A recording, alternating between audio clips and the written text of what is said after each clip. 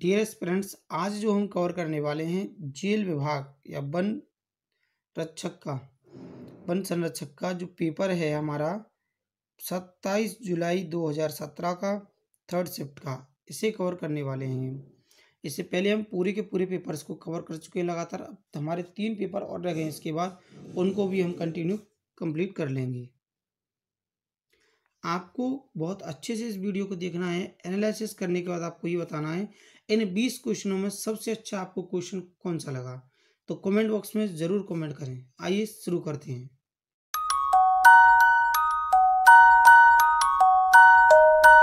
Dear aspirants, आज हम बहुत ही बेहतरीन तरीके से इन सवालों को सीखने वाले हैं। आइए शुरू करते हैं। क्वेश्चन में हमें गिवन है दी हुई संख्या श्रेणी में गलत पद ज्ञात करें। तो श्रेणी हमें दे रखा है 6 12। हमने 6 में मल्टीप्लाई किया 2 का, 12 में मल्टीप्लाई किया 3 का, तो क्या मिलने वाला 36। 36 में 4 का मल्टीप्लाई किया तो हमें मिलेगा 144। 144 में 5 का मल्टीप्लाई किया तो मिलेगा 720। जबकि पैटर्न के अंदर, इस सीरीज के अंदर जो हमें मिल रहा है वो क्या मिल रहा है 722। तो इसमें गलत क्या है 722 है, तो यानी ऑप्शन नंबर 4 इसका करेक्ट आंसर है। आइए देखते हैं अब नेक्स्ट क्वेश्चन।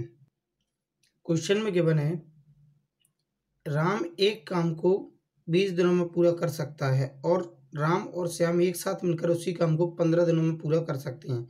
यदि वे उस काम के लिए 400 रुपये पाते हैं तो प्रत्येक को कितनी मजदूरी मिलेगी। देखिए, सबसे पहले जो काम को कंप्लीट कर रहा है वो कौन कर रहा है, राम कर रहा है। अब जो कर रहा है राम प्लस श्याम दोनों कर रहे हैं। हमने देखा ये राम अकेला कर सकता है 20 दिनों में, राम और श्याम मिलकर 15 दिनों में। एलसीएम ले लिए, इसका कितना आ गया 60, भाग लगा दिए तो ये आ गया 3 और ये आ गया 4। यहाँ से हमें ये पता चला कि राम अकेले की जो कार्य क्षमता है एक दिन की 3 है, तो अकेले श्याम की एक दिन की कार्य क्षमता कितनी होगी 1। और जो पैसा बांटा जाता है वो कार्य क्षमता के आधार पर बांटा जाता है। तो आपने देखा टोटल कितना आ गया 4, तो 4 यूनिट बराबर हमें दे रखा है कितना रुपए 400 रुपये।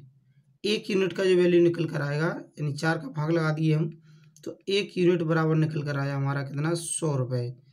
तो मल्टीप्लाई कर दिए, 100 का इधर कर दिए, 100 का इधर कर दिए, तो राम का आ गया 300 रुपये और श्याम का आ गया 100 रुपये, यानी ऑप्शन नंबर फर्स्ट इसका करेक्ट आंसर है। आइए चलते हैं नेक्स्ट क्वेश्चन की ओर। क्वेश्चन में हमें द्विघातीय समीकरण दे रखा है। समीकरण है हमारा y² plus 4y plus 4 is equal 0। तो इसे सॉल्व करते हैं। देखिए, गुणा करने पर इसके फैक्टर करते हैं हम। गुणा करने पर हमें 4 मिलना चाहिए, जोड़ने घटाने पर भी 4 मिलना चाहिए। तो हमने कहा इसके ये फैक्टर बनेंगे y² 2 + 2 y + 4 इज इक्वल 0, क्योंकि 2 का 2 में गुणा करने पर 4 हो जाएगा और दोनों को जोड़ने पर 4 हो जाएगा।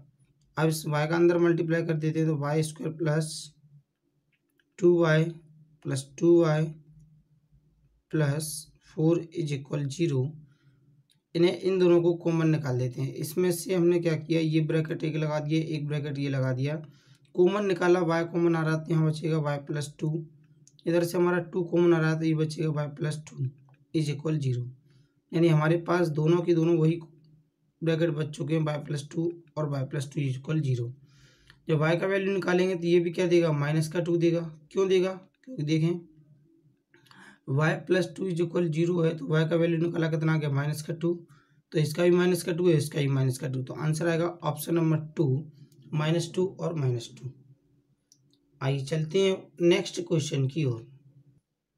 क्वेश्चन में हमें दे रखा है एक समबाहु त्रिभुज का परिमाप और वृत्त की परिधि बराबर है, उनके क्षेत्रफलों का अनुपात ज्ञात कीजिए। तो देखिए, एक समबाहु त्रिभुज का जो परिमाप होता है वो होता है 3a।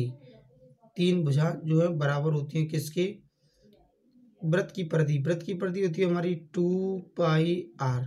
तो हम ऐसा कह सकते हैं a का जो वैल्यू निकलेगा वो निकलेगा 2/3, पाई का वैल्यू लिख दिया 22/7 और r का r लिख दिया हमने। तो अब इसको हम क्या करते हैं, क्वेश्चन में बोला गया है कि उनके क्षेत्रफलों का अनुपात, यानी क्षेत्रफल किसका, समबाहु त्रिभुज का क्षेत्रफल होता है हमारा √3/4 और भुजा का स्क्वायर, अनुपात वृत्त का क्षेत्रफल होता है π आर स्क्वायर। तो वैल्यू को पुट कर देते हैं। ये पूरा का पूरा ए का वैल्यू होगा, कौन सा, ये वाला। ए के प्लेस पर हम इसको पुट कर देते हैं, तो √3/4 ये आ गया हमारे पास 44/21 गुणा 44/21 अनुपात पाई का वैल्यू लिख दिया हमने यहाँ से 22/7 इंटू आर स्क्वायर, और यहाँ पर भी एक आर स्क्वायर आएगा। क्यों आएगा? क्योंकि ये ए का स्क्वायर है, इसीलिए इस पूरे का स्क्वायर कर दिया हमने।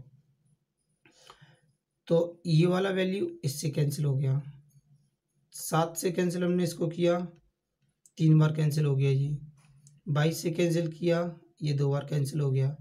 4 से कैंसिल किया, 11 बार कैंसिल हो गया।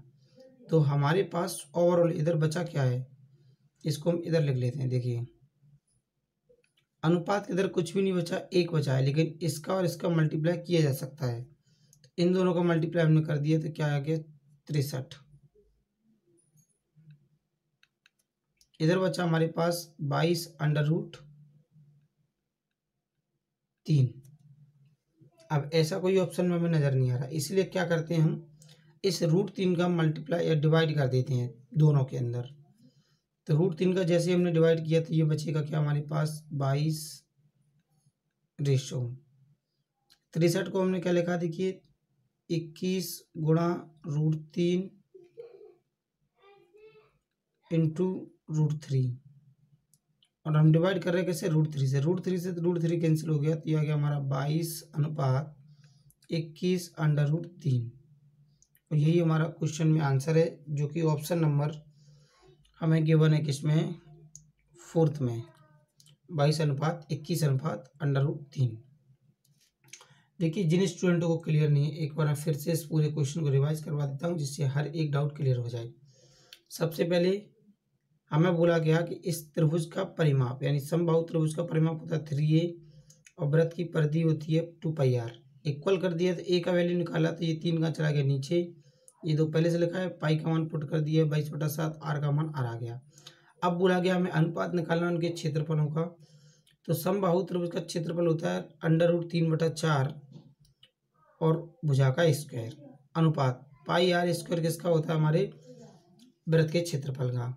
तो हमने यहाँ से ए का जो वैल्यू निकाला है, इन दोनों का मल्टीप्लाई किया, कितना गया 44 और ये 21, स्क्वायर लगाया, इसलिए इसको हमने 2 बार यहाँ लिख दिया, और आर का भी स्क्वायर हो गया, और इधर ये लिख दिया, पाई का मान 22/7 पुट कर दिया, और आर का स्क्वायर। तो आप कैंसिल का कैसे किया कि आर के स्क्वायर से हमने आर का स्क्वायर कैंसिल कर दिया, 22 से इसको 2 बार कैंसिल किया, 7 से इसको 3 बार कर दिया, 4 से कैंसिल आउट किया 4 बार, 11 बार।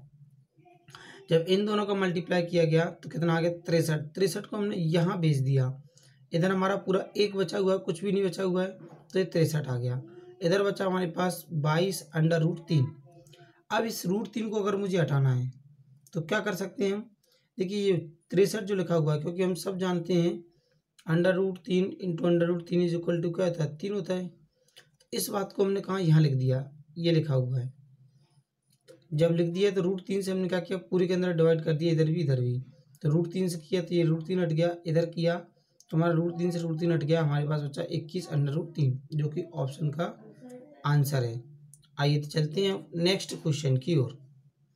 क्वेश्चन में गिवन है, अपनी सामान्य गति से 3/4 गति से चलते हुए मोनिका अपने सामान्य समय में से 2 घंटे अधिक लेती है, तो उसकी सामान्य समय क्या है। देखिए ये मोनिका की सामान्य गति है, लेकिन बदलाव के बाद जो मोनिका की गति है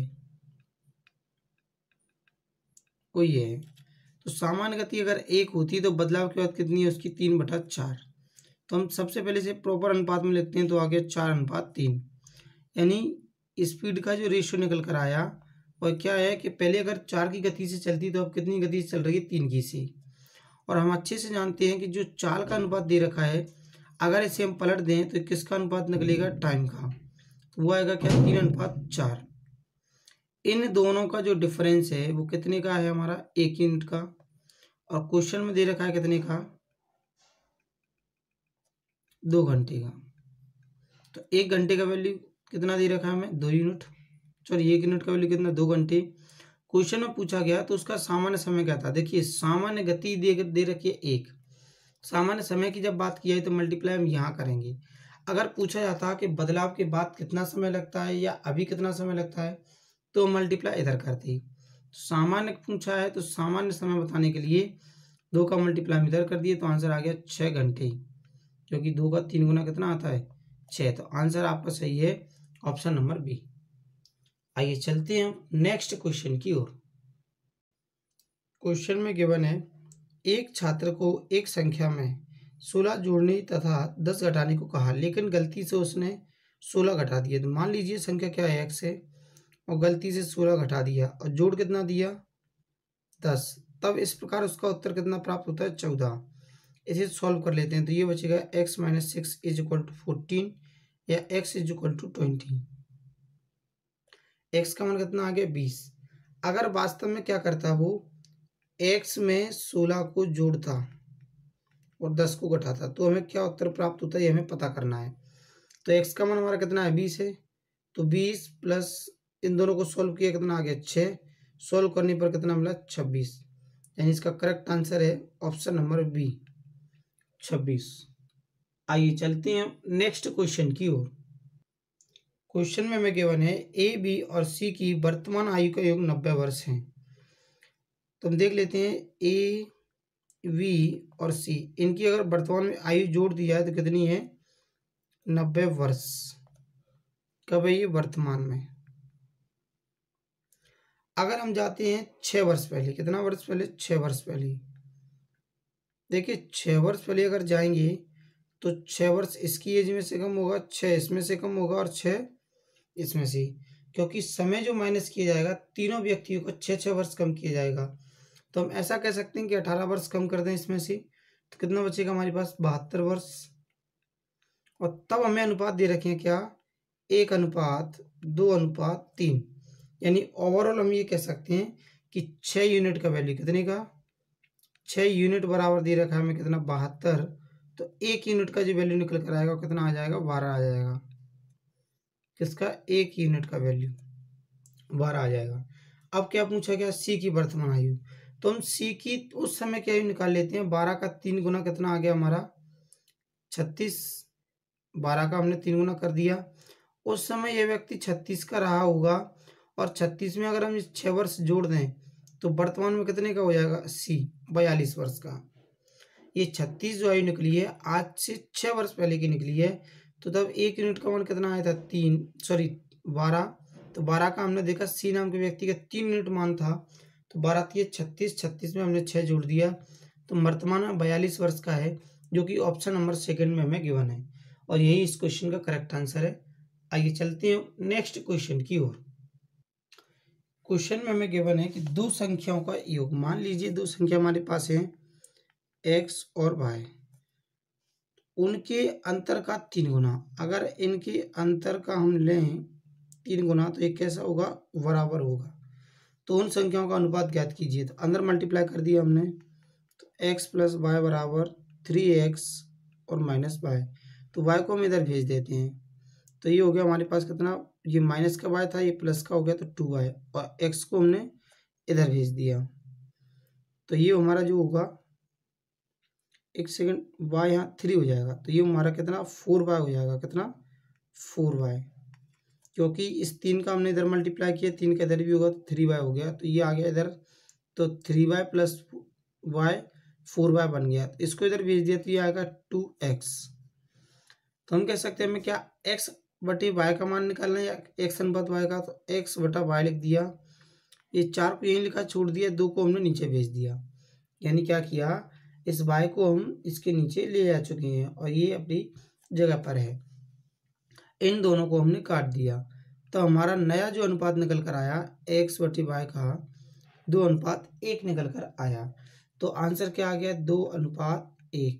x और y का जो रेशियो निकल कर आया ऑप्शन नंबर बी में हमें गिवन है।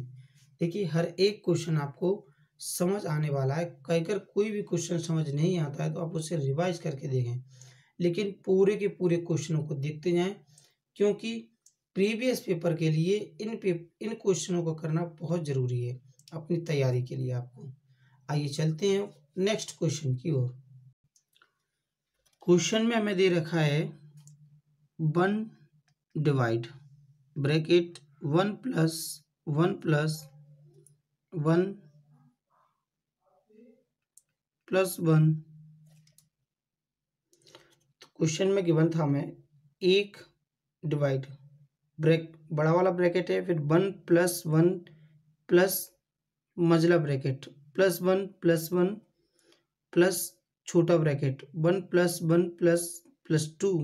अब तीनों ब्रैकेटों को क्लोज कर दिया। देखिए बहुत ही इजी क्वेश्चन है, देखने में इतना टफ लग रहा है लेकिन इतना टफ है नहीं। क्यों? हमने इन सभी को जोड़ दिया 2 3 4। अब देखो ये प्लस है और ये ब्रैकेट है, तो प्लस का 4 हमें यहाँ से मिल गया और 4 में 1 जोड़ दिए 5 और 1 6। अगर इस ब्रैकेट को खोल देंगे तो 7 और 1 8, यानी यहाँ से यहाँ तक के पार्ट सोल्व करने पर कितना मिला 8 डिवाइडेड 1। इसको हम क्या लिख सकते हैं 1/8। यही हमारे क्वेश्चन का आंसर है, ऑप्शन नंबर सेकंड वाला। बहुत ही इजी क्वेश्चन था ये। आइए चलते हैं नेक्स्ट क्वेश्चन की ओर। क्वेश्चन में हमें गिवन है एक समचतुर्भुज का क्षेत्रफल क्या होगा जिसकी एक भुजा 20 सेंटीमीटर और एक विकर्ण 24 सेंटीमीटर है। देखिए सबसे पहले हम एक रोम्बस का चित्र बना लेते हैं।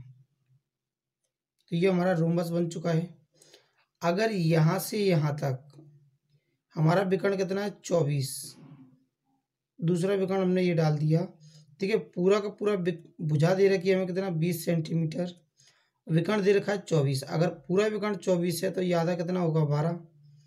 तो अब हम इसको ओ ए बी नाम दे देते हैं। तो ये हमारा क्या हो जाएगा विकर्ण, एक भुजा ये हो गई, एक भुजा ये हो गई, यानी हम कह सकते हैं विकर्ण हमारा सबसे बड़ी भुजा होगी। एक को हम लंब मान सकते हैं, एक को आधार।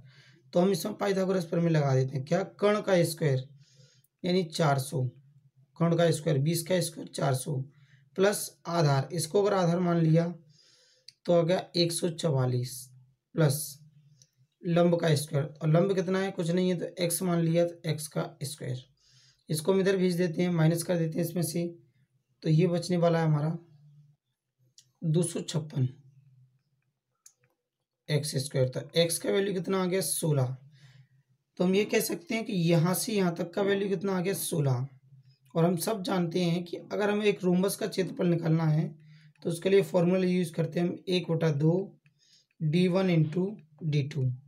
तो 1/2 d1 यानी ये यहाँ से यहाँ तक 12 है तो पूरा d1 कितना होगा 24।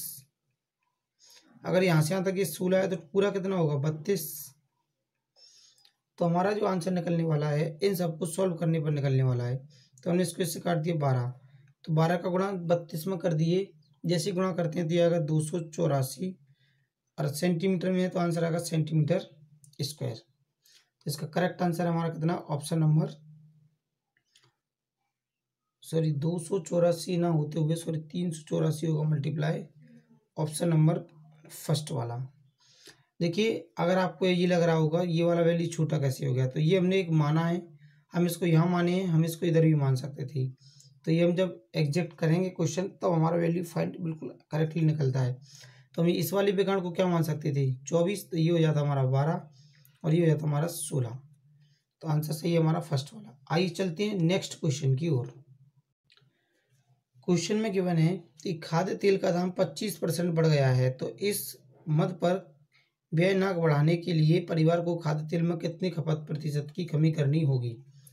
देखिए यहाँ पर जो बढ़ा है खाद्य तेल का रेट बढ़ा है, रेट कितना बढ़ गया 25%। जो 100 रुपये का सामान था अब 125 का मिलने लगा। तो अब कंजप्शन में कमी की जाएगी। क्या कमी की जाएगी, अगर पहले 125 लीटर तेल खाया जाता था एक वर्ष में, तो अब कितना खाएंगे वो 100 लीटर।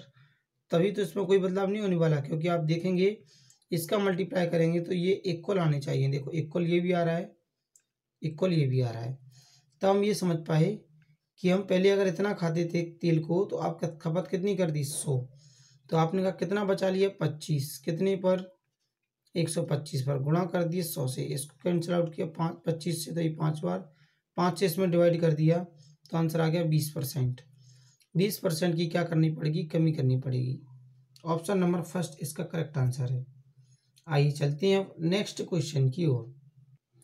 क्वेश्चन में हमें गिवन है यदि ए का 2/3 भाग बी के 4/5 भाग के बराबर हो तो ए अनुपात बी का मान ज्ञात कीजिए। देखिए ए अनुपात बी का मान निकालना बहुत ही आसान है, क्योंकि इस बी को हमने यहाँ भेज दिया, ये 4/5 पहले से लिखा हुआ है। इस 3 को हम भेजेंगे तो ये ऊपर जाएगा, इस 2 को भेजेंगे तो ये नीचे जाएगा। जो संख्याएं कट रही हैं केवल उन्हें काट दें। 2 से हमने कैंसिल आउट किया तो ये 2 बार चला गया, तो ये आ गया 6/5। तो इस बात को हम लिख सकते हैं 6:5। यही हमारे इस क्वेश्चन का आंसर है, जो कि ऑप्शन नंबर बी में हमें सेकंड वाले में गिवन है। आइए चलते हैं नेक्स्ट क्वेश्चन की ओर। क्वेश्चन में गिवन है कि 5 वर्ष पहले पी और क्यू की औसत आयु 15 वर्ष थी। अब पी क्यू आर की औसत आयु 20 वर्ष है। तदनुसार 10 वर्ष के बाद आर की आयु क्या होगी। देखिए बात करते हैं सबसे पहले वर्तमान में पी क्यू आर इन तीनों की औसत आयु दे रखी है कितनी, 20 वर्ष। अगर हम इनका योग निकालें आयु का वर्तमान में पी क्यू आर का, तो ये औसत के लिए हम क्या करते हैं, 3 का डिवाइड कर दिया, क्योंकि 3 संख्याएं दे रखी हैं, ये हमारी 3 संख्याएं दे रखी हैं, 3 का डिवाइड कर दिया और योग निकालने के लिए हमने इस 3 का इधर गुणा किया तो क्या आ गया 60 वर्ष। ये कब का आया, वर्तमान का। अगर 6 वर्ष पीछे जाते हैं तो देखिए 6 इससे कम होगा, 6 इससे कम होगा, यानी कि 6 वर्ष पहले हम देखते हैं पी और क्यू का जो औसत आयु दे रखा था वो कितना दे रखा था हमें, 15 वर्ष। ये ऐसे कह सकते थे कि पी प्लस क्यू की तब जो आयु रही होगी वह 30 वर्ष रही होगी, और वर्तमान में न खींच कर लाएंगे इन दोनों को, तो 6 वर्ष इसमें जोड़ा जाएगा और 6 वर्ष इसमें जोड़ा जाएगा, यानी हम ऐसा कह सकते हैं डायरेक्टली 12 वर्ष जोड़ दें तो इसका सम हमारा कितना हो जाएगा, 42। वर्तमान में हमें ये पता चला कि ये दोनों कितने के हैं, 42 वर्ष के, प्लस आर बराबर 60 दे रखा है। तो यहाँ से अगर हम आर का मान निकालते हैं तो कितना आ जाएगा, ये 18 वर्ष। तो ये जो व्यक्ति है वर्तमान में जो निकल कर आएगा, एक सेकंड, हम इस क्वेश्चन में थोड़ा सा मिस्टेक कर रहे हैं। क्या, यहाँ दे रखा है 5 वर्ष पहले ही और हम 6 वर्ष पहले ले गए, तो यहाँ केवल क्या करना है 5 वर्ष, जिसके चलते हमें ध्यान ये देना है कि 5 वर्ष आयु जुड़ेगी तो केवल 10 वर्ष जोड़ी जाएगी, यानी ये कितना हो जाएगा 40 वर्ष। 40 वर्ष हो जाएगा, तो 40 को हम इधर भेजेंगे तो ये कितना बचेगा 20 वर्ष, क्योंकि वर्तमान में आर की जो आयु 20 वर्ष है और 10 वर्ष के बाद आर नाम का व्यक्ति कितने का हो जाएगा, 30 वर्ष का। तो इसका आंसर है करेक्ट ऑप्शन नंबर सेकंड।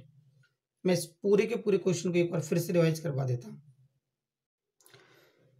देखिए वर्तमान में पी क्यू आर की जो आयु का औसत था वो 20 वर्ष था, तो हमने क्या किया, इन तीनों को जोड़कर 3 का भाग निकाला, क्योंकि औसत के लिए हम जितनी संख्या होती है उतने का भाग लगाते हैं, बराबर में संख्या को लिख देते हैं।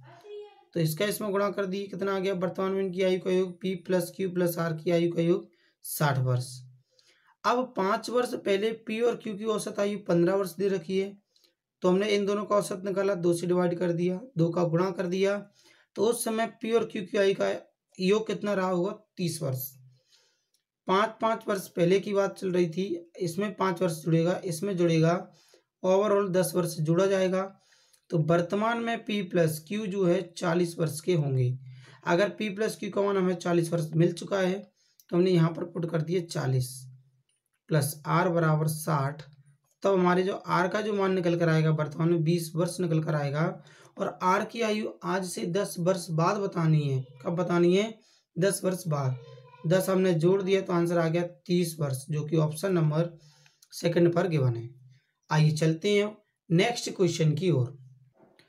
क्वेश्चन में हमें गिवन है कि एक व्यक्ति 2 स्कूटर को 12,000 रुपये प्रति स्कूटर के मूल्य से बेचता है। एक स्कूटर को 20% के लाभ होता है और दूसरे पर उसे 20% की हानि होती है, तो कुल लाभ या कुल हानि ज्ञात कीजिए कितने रुपए की हुई। देखिए सबसे पहले हम देखते हैं SP1 कितना है 12,000 रुपये और SP2 भी कितना है 12,000 रुपये। तो हम सबसे पहले CP1 निकालते हैं। तो CP1 निकालने के लिए पहली बार आप देख रहे हैं किसी सामान को अगर हम 12,000 रुपये में बेच रहे हैं और हमें पता है कि इस वस्तु पर हमें जो लाभ हो रहा है वो कितने का हो रहा है 20% का, तो हम कह सकते हैं जो SP दे रखा है वो कितने के बराबर होगा 120% के, हाँ है ना। और हमें निकालना है क्या CP1 कितना होता है 100%, तो 100% निकालना है, तो इस 120 का इसमें डिवाइड कर दिए हम, तो ये कितना आ गया 120, और गुणा कर दिए कितने से 100 से। तो इस पूरे पार्ट को सॉल्व करने पर हमें मिलेगा कितना, CP1 जो निकल कर आया 10,000 रुपये। यानी अगर पहले वाले स्कूटर को हम कितने का खरीद के लाए थे 10,000 का, तो बेच कितने का दिए 12,000 का। अब देखते हैं, बात करते हैं सेकंड वाले की, कि सेकंड वाले को जो हमने बेचा है SP2, इसे नुकसान पर बेचा है 20% का, लेकिन बेचा तो वही 12,000 रुपये में। तो हम ऐसा कह सकते हैं कि ये वाला जो रेट रहा होगा 80% के बराबर रहा होगा, और हमें निकालना है कि इसका CP2 का मान इस 80 का हमने डिवाइड कर दिया और गुणा कर दिया कितने से 100 से, क्योंकि जो कीमत होती है वह CP 100% होती है। तो आपने देखा 0 से हमारा ये 0 कैंसिल हुआ, अगर 8 से इसे कैंसिल कर देते हैं या 4 से कर देते हैं, 2 बार ये चला गया, 4 से कैंसिल किया 300, 2 से और किया तो ये आ गया 150, 150 में 2 0 को गुणा कर दिया, यानी जो CP2 निकल कर आया, क्या CP2 जो निकल कर आया वह निकल कर आया 15,000 रुपये। समझते ये है कि हम पहले स्कूटर को 10,000 में खरीदते हैं, दूसरे को 15,000 में, तो टोटल हमारा जो CP निकल कर आया 15,000 और 10,000 कितना हुआ 25,000, और हमने जो बेचा है SP किया है 12,000 प्लस 12,000 कितना हुआ 24,000। तो यहाँ से हमें ये पता चला कि हमें जो हुआ है, क्या हुआ, लॉस हुआ है कितने का 1,000 रुपये का। तो आंसर सही है हमारा ऑप्शन नंबर सेकंड। इस क्वेश्चन को हम एक मेथड से और करते हैं। देखिए, सबसे पहले जो हमें लाभ हुआ है 20% का हुआ है, तो फ्रैक्शन वैल्यू को हम जानते हैं कि 20% को क्या लिखते हैं हम 1/5। तो पहले वाले की बात करते हैं, फर्स्ट वाले की। तो जो सामान हमने 5 में खरीदा है उसको 6 में बेचेंगे, तो हम लाभ पर बेच रहे हैं। फिर दोबारा से देखा कि वही 20% की बात फिर से की गई है, लेकिन लॉस की। तो हमने देखा जो सामान हमारा 5 रुपये का था उसको हमने 4 में बेच दिया, लेकिन हमने ये देखा कि अगर ये हमारा क्रय मूल्य है, तो ये हमारा विक्रय मूल्य है, तो विक्रय मूल्य तो दोनों बार एक जैसा रहना चाहिए, क्योंकि हम दोनों बार 12-12 हज़ार रुपये में बेच रहे हैं। तो हम क्या करते हैं, इसको इक्वल बनाने के लिए इस वाले 4 का गुणा यहाँ कर देते हैं और इस वाले 6 का गुणा यहाँ कर देते हैं। जैसे ही हमने गुणा किया 6 का 4 गुना 24 और 4 का गुणा इधर भी कर दिए, तो ये कितना आ गया 20। यानी नया CP ये होगा और नया SP ये होगा। 6 का 4 गुना किया 24 और 6 का 5 गुना किया 30। हमें ये पता चला कि जो परचेजिंग की हमने CP दोनों वस्तुओं को खरीदा, दोनों स्कूटरों को कितने में खरीदा है, जोड़ दिए 50 यूनिट में, दोनों को बेचा कितने में 48 में। तो 48 यूनिट बराबर 12,000 और 12,000 कितना हुआ 24,000 रुपये। और हमें ये पता चला नुकसान हुआ है कितने का 2 यूनिट का। कितने का, देखो 50 का कोई सामान खरीदे 48 का बेच रहे हैं, इन लॉस कितने का हुआ 2 यूनिट का। तो हमें जो वैल्यू निकालना है कितने का निकालना है 2 यूनिट का। पहले हम 1 यूनिट का वैल्यू निकालते हैं, तो 1 यूनिट बराबर 24,000 बटा 48 और गुणा हम कर सकते हैं। देखो 2 यूनिट के लिए 2 का गुणा इधर कर दिए और 2 का गुणा इधर कर दिए। जैसे हमने देखा कि 2 से हम इसको काट दिए, कितना आ गया 24, 24 का भाग हम 24,000 में लगा दिए, तो आंसर कितना आ गया हमारा 1,000। लॉस कितने का हुआ है हमें 1,000 का। तो आंसर इसका करेक्ट फिर से क्या है ऑप्शन नंबर सेकंड। आपको कमेंट करके कमेंट बॉक्स में ये बताना है कि आपको कौन सा मेथड अच्छा लगा क्वेश्चन नंबर 14 का, मेथड ए जो पहले बताया था वो, या मेथड बी जो अभी बताया है। कमेंट बॉक्स में जरूर कमेंट करें और बताएं। आइए चलते हैं नेक्स्ट क्वेश्चन की ओर। क्वेश्चन में गिवन है 7, 13, 25, 49, 97, 193। तो ये क्वेश्चन मार्क के स्थान पर क्या आने वाला है। देखिए सबसे पहले हम देखते हैं 7 दे रखा है, 7 में सब क्या जोड़ें कि 13 बन जाए, तो हमने कहा 6 जोड़ेंगे। कितना जोड़ेंगे 6। फिर हमने देखा कि 25 बनाने के लिए क्या जोड़ा गया, तो देखा गया 12, यानी 6 का 2 गुना 12 जोड़ा गया। अब 49 बनाने के लिए क्या जोड़ा गया, 12 का 2 गुना 24 जोड़ा गया। यानी हमें पैटर्न ही समझ आ रहा है, हर बार संख्या का 2 गुना जोड़ते चले जा रहे हैं। तो अब कितना जोड़ दें, फिर 48 जोड़ दें। जैसे हमने 48 जोड़ा कितना मिल गया 97। अब कितना 96 जोड़ दें। जैसे ही 96 जोड़ दिया कितना मिल गया 193। अब 96 के दोगुने को जोड़ दिया हमने कितना 192। तो 192 को अगर हम जोड़ेंगे तो हमें मिलेगा कितना 385। तो यही पैटर्न फॉलो हो रहा है। इसका आंसर है करेक्ट ऑप्शन नंबर 1 वाला। आइए चलते हैं अब नेक्स्ट क्वेश्चन की ओर।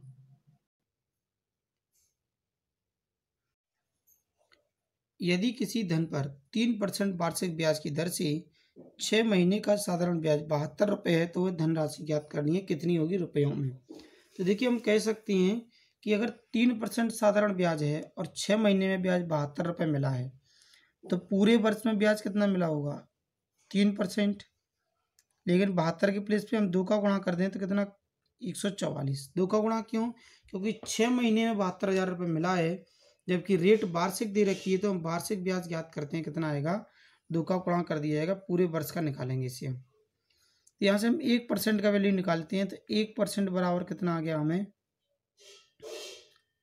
3 का भाग लगाने पर ये 4 बार जाएगा, 3 चौक 12, रिमाइंडर 2 बचेगा, 8 बार चला जाएगा यानी 48 आ गया। देखिए प्रिंसिपल जो होता है वो हमारा कितना होता है 100% होता है, तो हम 100 का इसमें गुणा कर देते हैं 100% बनाने के लिए। तो आंसर कितना आ गया हमारा 4800 रुपये, जो कि ऑप्शन नंबर डी में हमें गिवन है। आइए चलते हैं नेक्स्ट क्वेश्चन की ओर।